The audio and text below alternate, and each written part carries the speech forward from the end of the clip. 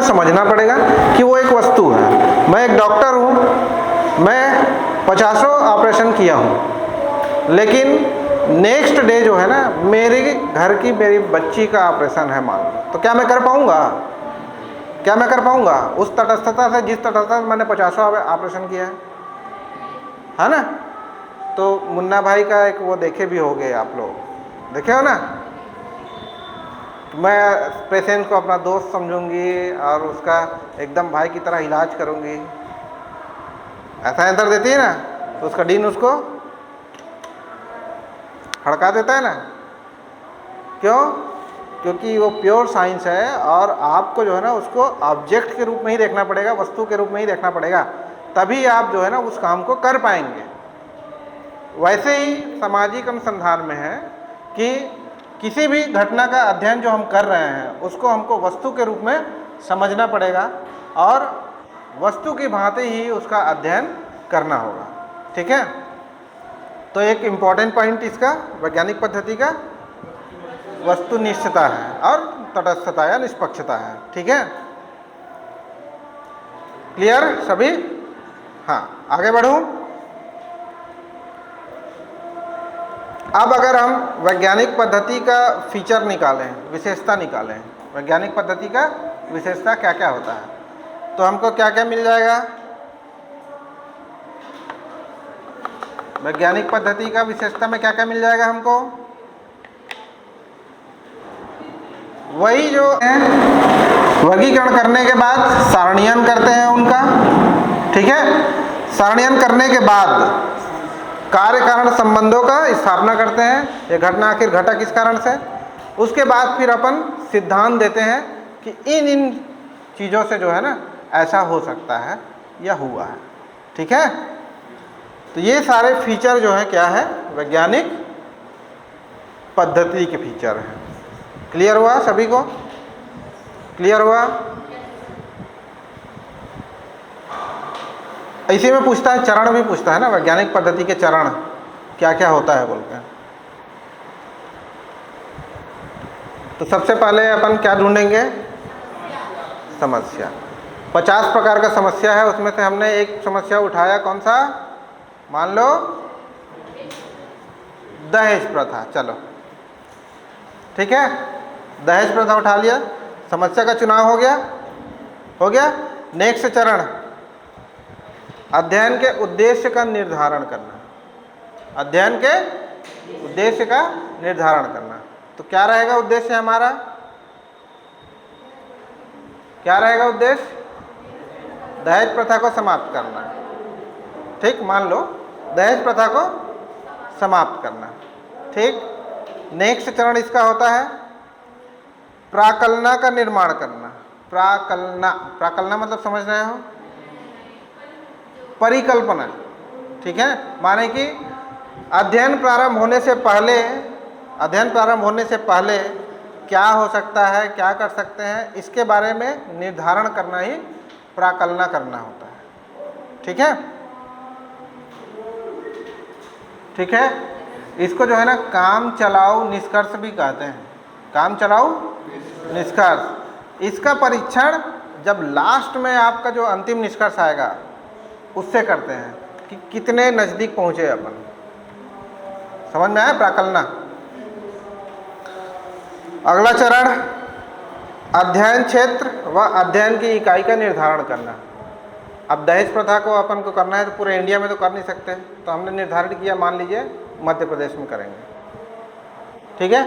अब मध्य प्रदेश में भी पूरा मध्य प्रदेश को कवर नहीं कर सकते, हमने बोला कि चलो हम 5 जिले में करेंगे, वही उधर भोपाल, सीहोर, इंदौर, ये वाले। तो अध्ययन क्षेत्र का निर्धारण करना।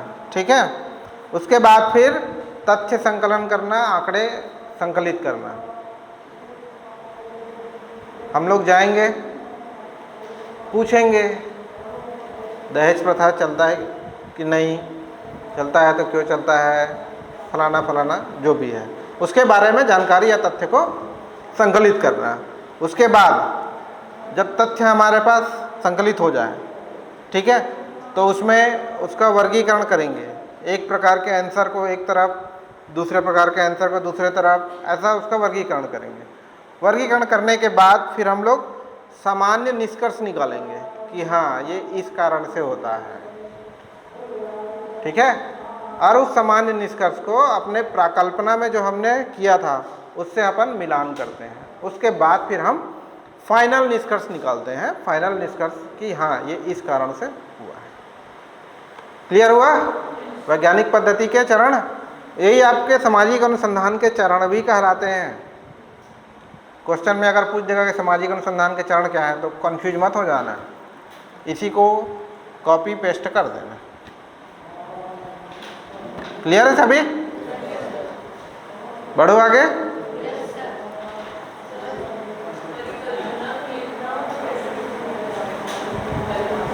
इसमें लिख के बताओ।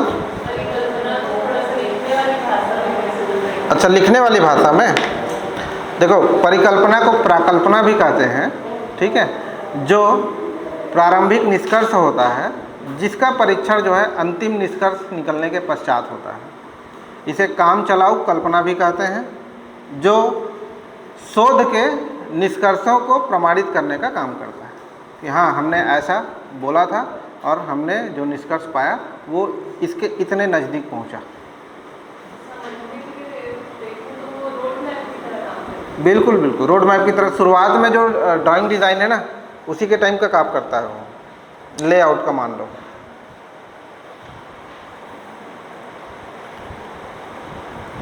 आगे बढ़ो।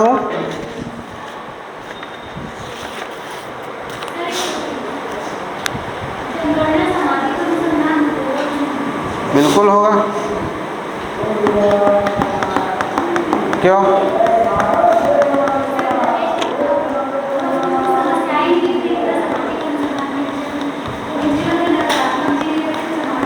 नहीं, ऐसा नहीं है। देखो क्यों होगा ये मैं बता रहा हूँ। क्योंकि जन्म और मृत्यु सामाजिक घटना है कि नहीं? सामाजिक घटना है। दूसरा, हम लोग जिसका गणना कर रहे हैं समाज के ही व्यक्ति हैं, ठीक है। सामाजिक घटना होगा, जनगणना। और कोई क्वेश्चन बताओ।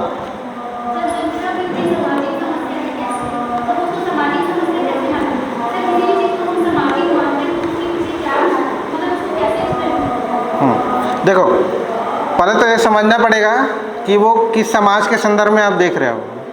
अगर हमारे समाज के संदर्भ में आप देख रहे हो तो समस्या के साथ साथ लाभांश भी है वो,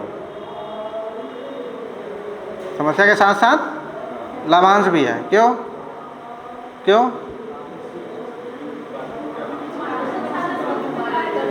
मानव संसाधन के रूप में जो है ना उसका हम उपयोग कर सकते हैं। अगर हम उपयोग नहीं कर पाए तो वो समस्या है।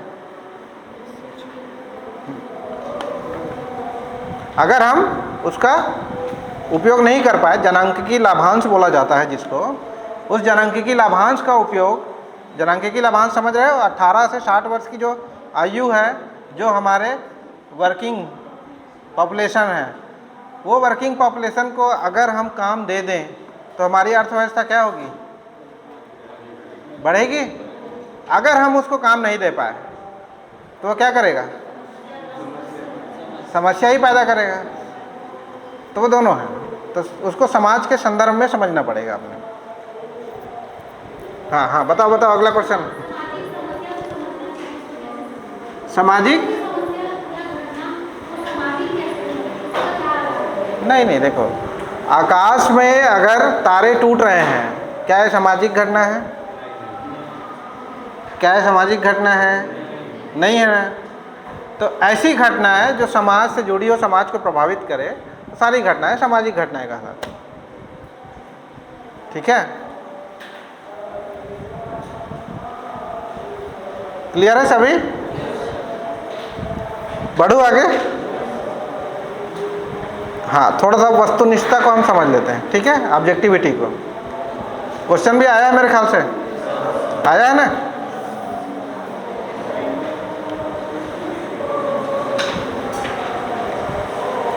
थोड़ा सा बुक का मैं बता दे रहा हूँ, है ना, फिर अपन उदाहरण दे के फिर समझेंगे। सामाजिक घटना को यथार्थ रूप में देखना और उसी रूप में व्यक्त कर देना ही क्या है? वस्तुनिष्ठता। सामाजिक घटना को यथार्थ रूप में देखना और उसी रूप में उसको व्यक्त कर देना क्या कहलाता है? वस्तुनिष्ठता। ठीक है, इसका तात्पर्य है अध्ययनकर्ता जहाँ स्वयं के विचारों, भावनाओं, अभिवृत्तियों, मूल्यों, पूर्वाग्रहों आदि से मुक्त रहकर घटनाओं का सूक्ष्म अवलोकन करता है। ठीक है, इसका तात्पर्य है जहाँ अध्ययनकर्ता स्वयं के विचारों, स्वयं के भावों, स्वयं के मूल्यों, अभिवृत्तियों इत्यादि से स्वयं को पृथक रखकर जो जैसा है उसको वैसे रूप में व्यक्त कर देता है, तब इस दशा को अपन बोलते हैं वस्तुनिष्ठता। ठीक है, अब अगर कोई अध्ययन वस्तुनिष्ठ है तो उसका महत्व क्या होगा? क्या महत्व होगा? बताओ बताओ।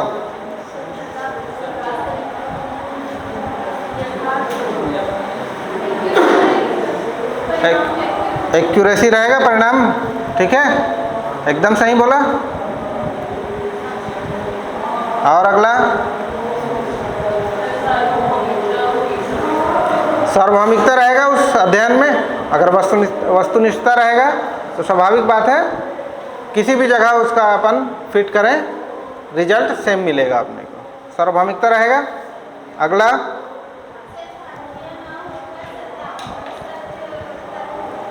ठीक है, भ्रांति ना होकर सारे तथ्य सत्य होंगे।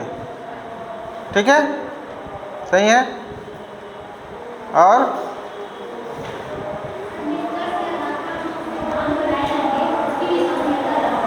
बिल्कुल सही, निष्कर्ष के आधार पर जो सिद्धांत बनेंगे उसकी सत्यता या विश्वसनीयता सार्वभौमिक रहेगी।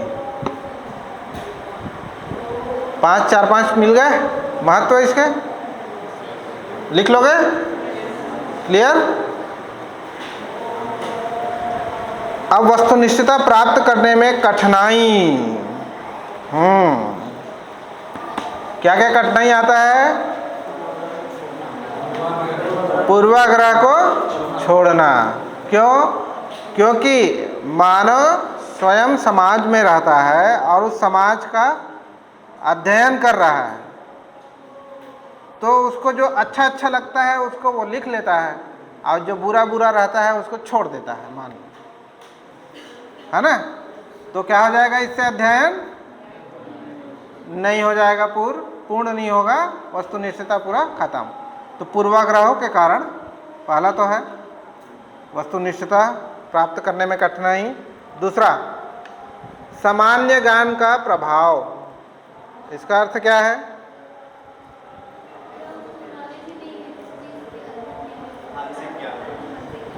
हाँ, एक चीज़ तो यह है कि उसके पास जो है नॉलेज की कमी है, और दूसरा एक चीज़ होता है अरे वो तो ऐसा ही होता होगा, मैं लिख लेता हूँ ना, मान लेना। ठीक है, गणित में बोलते हैं ना माना कि, वैसे ही इसमें सामान्य ज्ञान का प्रयोग कर लेना आपने कि यार वो तो वैसे ही होता होगा, चलो ना मैं नोट कर लेता हूँ। ठीक है, तो ये भी एक समस्या है वस्तुनिष्ठता प्राप्त करने की। अगला,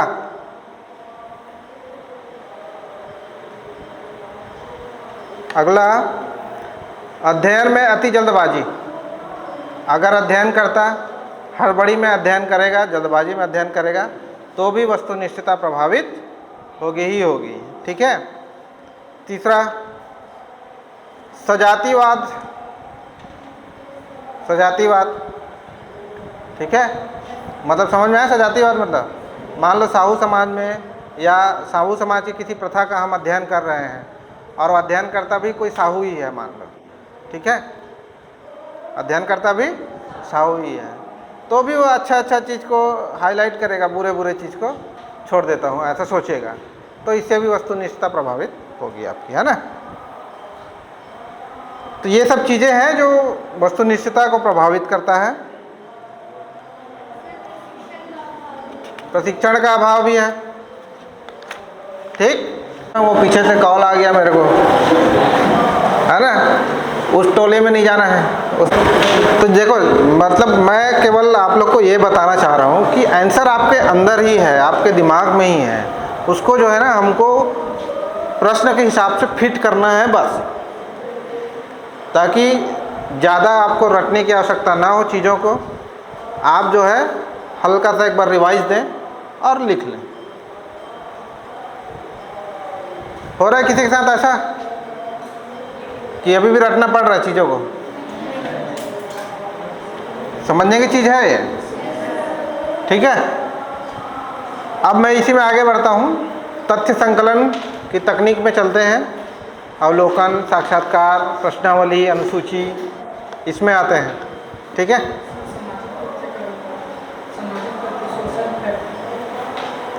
अरे यार, तो आप तो दूरखीन में पहुँच गए। उसका एक अलग चैप्टर है पूरा, ठीक है, उसको हम उस समय पढ़ेंगे, ठीक है। बढ़े आगे, अवलोकन में पढ़ते हैं। चलो, अभी तो टाइम है अपने पास।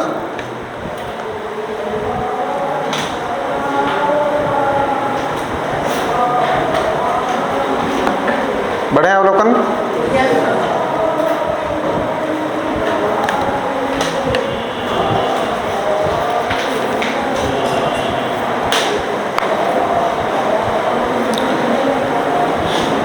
अवलोकन करना होता क्या है? समाज में घटने वाली घटनाओं को, ठीक है, उनके पीछे होने वाले कार्यकारण संबंधों को जानने के लिए देखने की एक पद्धति को क्या बोलते हैं? अवलोकन, ठीक। जमाना बस है हमको। अवलोकन हो गया मोटा मोटा क्लियर? देखना, जो क्या देखना है, तो समाज में घटने वाली घटनाओं को देखना, ठीक। अब समझना, जैसे वेरियर एलिमेंट का नाम सुने होंगे, तभी सुने हो ना। क्या किया है वो? जनजातियों का अध्ययन, ठीक है। कैसे किया है? उनके पास में रह के। तो वो जो अध्ययन किया है वो अवलोकन ही है। वो जो अध्ययन किया है वो क्या है? अवलोकन। तो अब इस चीज़ को अपने दिमाग में ले आओ। वेरियर एलिमेंट हो तुम लोग, और तुम लोग जनजाति समाज का अध्ययन करने पहुंच गए हो, ठीक। जनजाति समाज का अध्ययन करने पहुंच गए हो, ठीक है। तो इस अवलोकन के फीचर हमको क्या क्या मिलेंगे? प्रत्यक्ष अध्ययन होगा। क्या होगा? प्रत्यक्ष अध्ययन होगा। अगला, निष्पक्ष अध्ययन होगा, ठीक है। प्राथमिक आंकड़ों का संकलन होगा। प्राथमिक आंकड़ों का संकलन होगा। नेक्स्ट, व्यवहारिक अध्ययन होगा, ठीक है। अगला,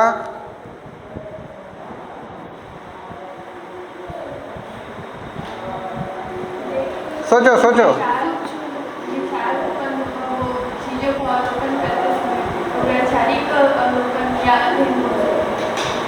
नहीं,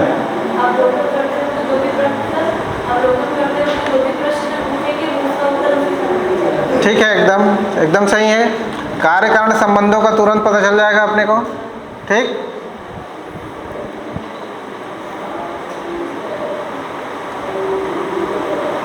सूक्ष्म और गहन अध्ययन भी इससे संभव है, ठीक। ये सब फीचर निकल गए फीचर। इसी में अवलोकन के गुण और दोष भी पूछता है। क्या पूछता है? अवलोकन के गुण और दोष, ठीक है। तो अगर गुण का बात करता है तो सरल विधि है, क्योंकि देखना है और लिखना है, ठीक है। विश्वसनीय है, क्योंकि प्रत्यक्ष सर्वाधिक प्रचलित विधि है। और सत्यापन की भी सुविधा है।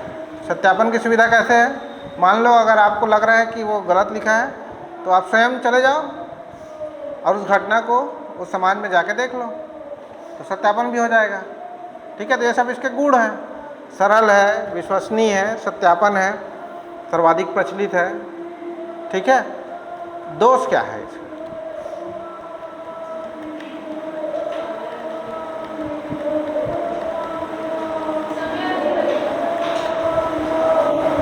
राइट है,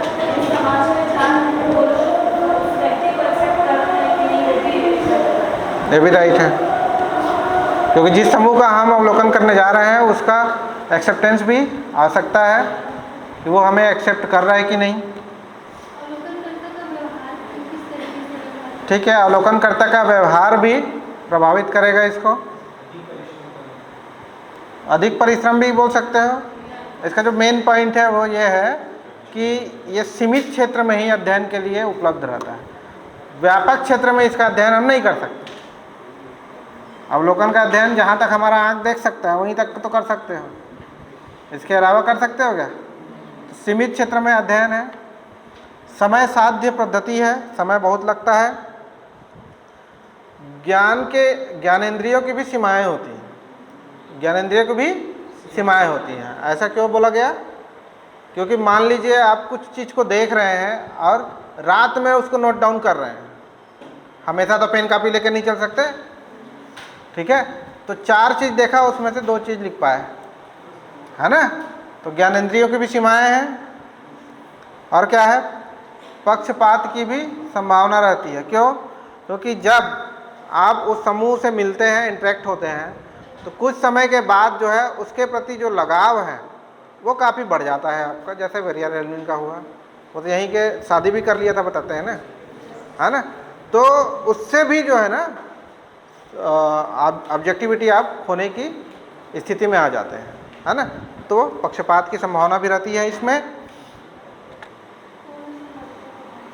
दोष 4-5 मिल गए, लाभ 4-5 मिल गए, गुण दोष।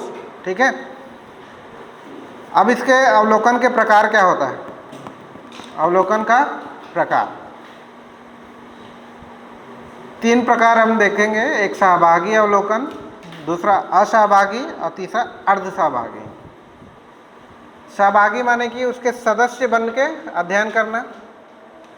सहभागी माने कि जिस चीज़ का हम अध्ययन कर रहे हैं, मान लीजिए किसी समूह का, तो उसके सदस्य बन के अध्ययन करना। असहभागी माने कि दूर में रह के, उसके समूह के साथ नहीं, दूर में रह के उसका अध्ययन करना। और अर्धसहभागी माने कुछ घटनाओं में सम्मिलित हो रहे हैं, कुछ घटनाओं में सम्मिलित नहीं हो रहे हैं, बस इतना ही है।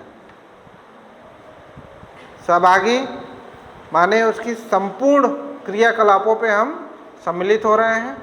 ठीक है, अर्धसहभागी माने कि बाहर में रह के अपन अध्ययन कर रहे हैं, उनको देख के ऑब्जर्व करके, लेकिन मान लीजिए कुछ हो रहा है, जैसे कि वहाँ विवाह हो रहा है मान लो उस जनजाति समुदाय में, तो हमको भी बुला लिया, तो हम भी सम्मिलित हो गए, तो विवाह में सम्मिलित होकर अध्ययन किया, उसको नोट डाउन किया। तो कुछ में सहयोग सहभागी हो गए, कुछ में असहभागी, तो वो हो जाएगा अर्धसहभागी। ठीक है, अब इसी में पूछेगा अंतर सहभागी अवलोकन। हाँ,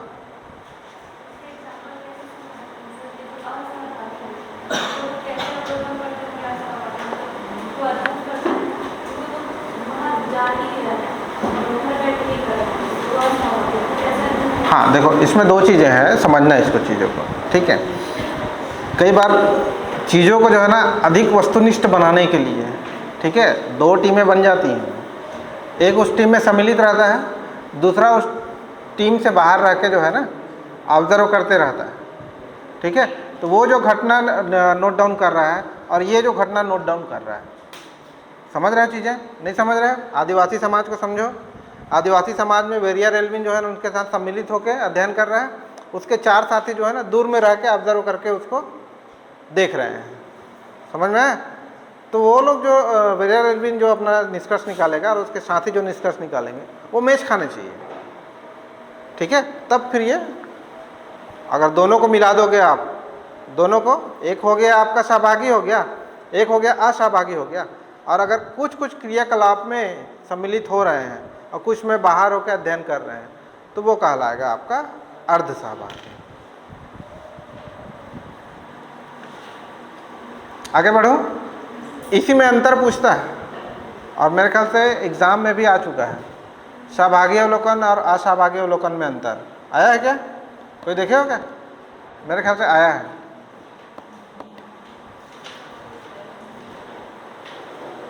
अंतर निकाल लोगे? निकाल लोगे अंदर? पूर्ण सहभागिता है इसमें, इसमें असहभागी में अपूर्ण सहभागिता है। और सहभागी अवलोकन में जो भी अध्ययन होगा वो अत्यधिक गहन और सूक्ष्मता से होगा। इसमें ऊपरी तौर पे अध्ययन होगा। असहभागी में, सहभागी अवलोकन में उसके वास्तविक व्यवहार का अध्ययन आप कर सकते हो, जबकि असहभागी अवलोकन में वास्तविक व्यवहार का अध्ययन हो जाए ये पूर्णतः सही नहीं कहा जा सकता। सहभागी अवलोकन में समय और धन अधिक खर्च होता है, जबकि असहभागी में इसकी तुलना में कम समय और कम धन के हो जाता है। अवलोकन क्लियर सभी को? क्लियर है सभी को अवलोकन? बढ़ूँ आगे? अब अपन आते हैं साक्षात्कार में। साक्षात्कार इंटरव्यू आगे।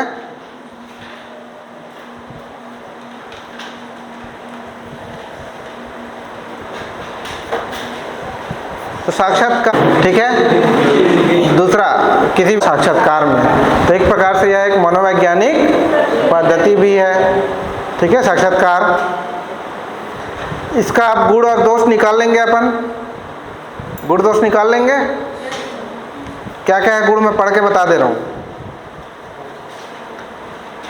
सभी स्तर के लोगों से सूचना प्राप्त कर सकते हैं, माने कि शिक्षित अशिक्षित दोनों लोगों से, साक्षात्कार के माध्यम से, ठीक। भूतकाल की घटनाओं का भी अध्ययन इसमें कर सकते हैं, अतीत की घटनाओं का अध्ययन कर सकते हैं ना। अगला, पारस्परिक प्रेरणा के माध्यम से भी, अगर मान लो कोई जवाब आपको नहीं बन रहा है तो आपको अप्रिशिएट भी करेंगे वो लोग कि बताओ कुछ हो सकता है इसमें, और मतलब आपको प्रेरित करेंगे कि आप उसको आंसर दो, है ना। तो पारस्परिक प्रेरणा भी इसमें काम करता है। लचीली विधि है, आपकी इच्छा कि आप आधे घंटे उसको साक्षात्कार लें कि 10 मिनट कि 15 मिनट। ये सब इसके गुण हो गए। दोष क्या है इसका? सीमित, वही सीमित क्षेत्र, ज़्यादा बड़े समूहों का अध्ययन आप इसमें नहीं कर पाओगे, एकदम सीमित है। दूसरा, ये जो पद्धति है वो पूर्णतः सूचनादाता पर निर्भर करता है। अगर वो गलत बता देगा, अगर वो गलत बता देगा तो आप तो वही जानकारी लिखने के लिए बाध्य है ना, ठीक है। तो ये सूचनादाता पर निर्भर है पूरी तरह। अगला, हीनता का भाव भी रहता है इसमें, ठीक है। क्यों? मतलब जो इंटरव्यू सामने क्वेश्चन पूछ रहा है मतलब ज़्यादातर तो हमसे बड़े ही रहेंगे, पर ठीक है। क्यों? क्योंकि सामने वाला जो समूह है वो हमारा संदर्भ समूह है और हम उससे वंचित महसूस करते हैं अपने आप को, तभी तो उसके समान बनने का प्रयास करते हैं। उससे कनेक्ट करो, ठीक है। ये इसका क्या क्या निकल गया? दोष निकल गया, निकल गया दोष। अब इसी का प्रकार है 3-4 हो।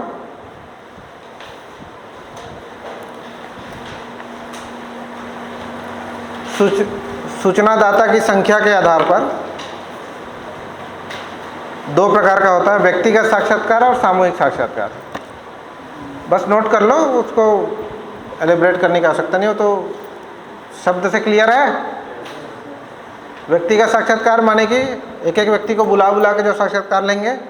सामूहिक साक्षात्कार माने कि पूरे समूह का जो हम साक्षात्कार करेंगे, ठीक है। क्लियर? ये हो गया सूचनादाता की संख्या के आधार पर, और दूसरा अवधि के आधार पर। अल्पकालिक, दीर्घकालिक।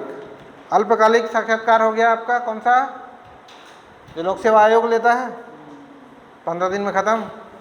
और दीर्घकालिक साक्षात्कार SSB क्या है?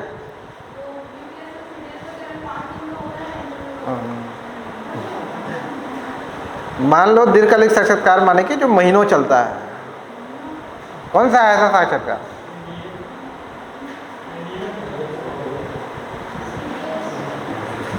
अरे मानसिक रोगी लोग का साक्षात्कार ठीक है, चलता है ना सालों, ठीक है, क्लियर? अल्पकालिक और दीर्घकालिक साक्षात्कार सभी क्लियर हैं? बढ़ो आगे।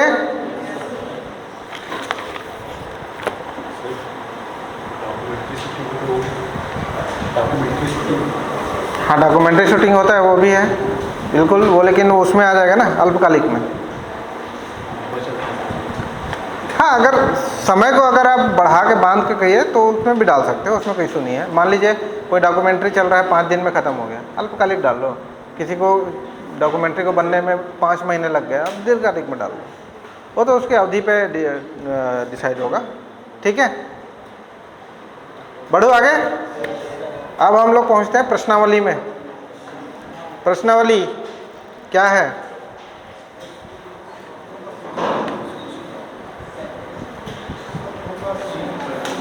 प्रश्नावली प्रश्नों की सूची है। प्रश्नावली प्रश्नों की सूची है जिसको क्या करते हैं अपन, क्या करते हैं? बताओ बताओ। जिसमें अध्ययन करता, ठीक है, अप्रत्यक्ष रूप से। समझ में है? मतलब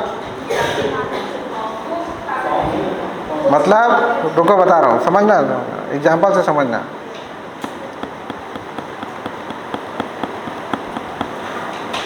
एग्जाम्पल से समझना ना, ठीक है। मेरे को अध्ययन करना है मदिरा पान का ही मान लो, चलो ठीक है, अध्ययन करना है, तो उससे रिलेटेड मैं प्रश्नों की एक सूची बनाया।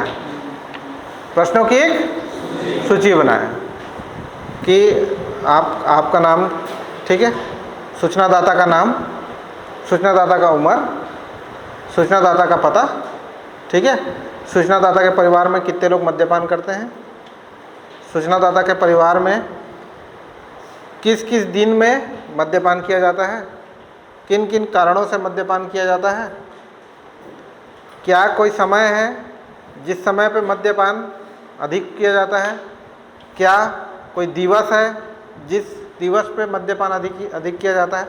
एक प्रश्नों की मैंने एक सूची बनाई, ठीक है। उस सूची को आप सबके घर में भेज दिया मैं, ठीक है, और आपसे अपेक्षा कर रहा हूँ कि आप उसको पढ़ेंगे और उसको भर के वापस मेरे को लौटा देंगे, ठीक है। आप पढ़ेंगे और भर के उसको वापस मेरे को लौटा देंगे, ठीक है। हाँ, तो प्रश्नावली विषय अथवा समस्या से संबंधित अनेक प्रश्नों की एक सूची होती है, जिसे अध्ययनकर्ता सूचनादाता के पास डाक द्वारा भेजता है और सूचनादाता उसे स्वयं भरकर पुनः लौटाता है, ठीक। और इसका उपयोग ज़्यादातर कहाँ होता है? ज़्यादातर बताओ। जनमत सर्वेक्षण में होता है, बाजार सर्वेक्षण में होता है, ठीक है।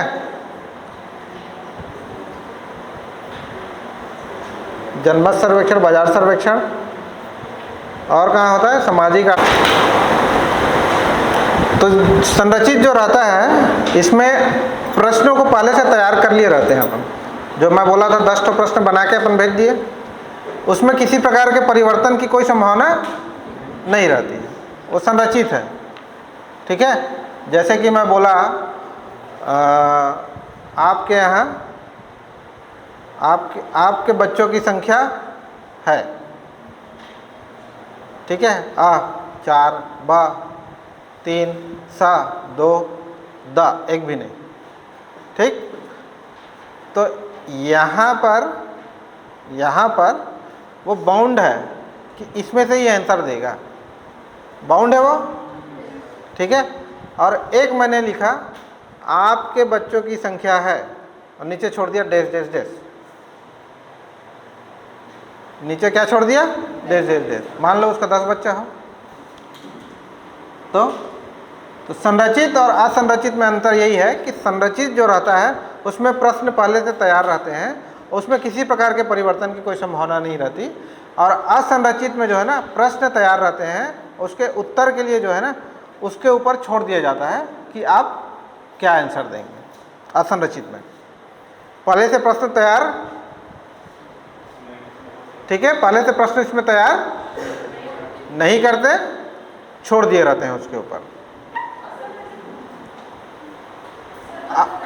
देखो संरचित में प्रश्न पहले से तैयार रहता है, ठीक है, उसको अपन भेज देते हैं।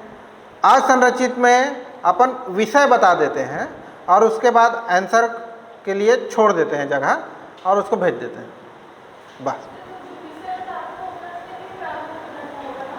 पत्र टाइप के प्रारूप में रहता है, पत्र टाइप के, प्रश्न नहीं, पत्र टाइप के, प्रश्न टाइप के नहीं ना। इसमें जो लिखा है मैं पढ़ दे रहा हूँ, देखो। संरचित प्रश्नावली, इसमें प्रश्न पूर्व से तैयार कर लेते हैं जिसमें परिवर्तन की छूट नहीं होती। जैसे प्रशासकीय नीति के बारे में जानने के लिए अगर हम जनता का मन जानना चाहें तो उसके लिए जो प्रश्नावली बनेगा। असंरचित, इसमें पहले से प्रश्न तैयार नहीं करते बल्कि उन विषयों को इंगित करते हैं जिनके बारे में सूचना संकलित करनी होती है, ठीक है। अपन केवल विषय को इंगित कर देते हैं। जैसे प्रशासनिक इंटरव्यू होता है वो समय अनुसार हो जाता है, मतलब पहले से क्या है दोनों को उसमें लिखते हैं तो फिर क्या होगा? प्रशासनिक मतलब जैसे इंटरव्यू होता है उसमें दोनों को दिखाई पड़ते हैं, मतलब वो समय अनुसार भी वो प्रश्न बनते हैं, पहले से निर्धारित भी रहता है, उसमें दोनों तरीके के गुण मतलब दी जाते हैं, तो वो क्या होता है? तो सम्मिलित बोल सकते हो उसको, हालांकि बुक में ऐसा कुछ दिया नहीं है, बुक में ऐसा कुछ दिया नहीं है,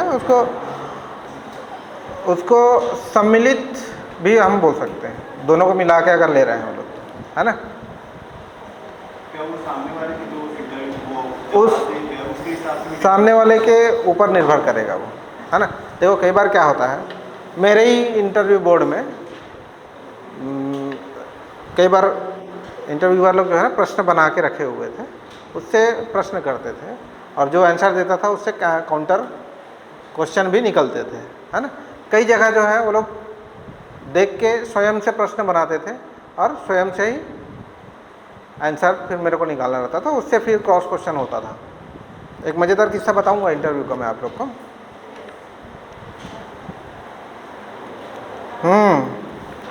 टाइम हो गया है क्या? ब्रेक लेंगे, ब्रेक लेंगे क्योंकि मेरा एक टॉपिक बस बचा है, अनुसूची बस बचा है ना, तो ये अपना कंप्लीट हो जाएगा। फिर बता दूं?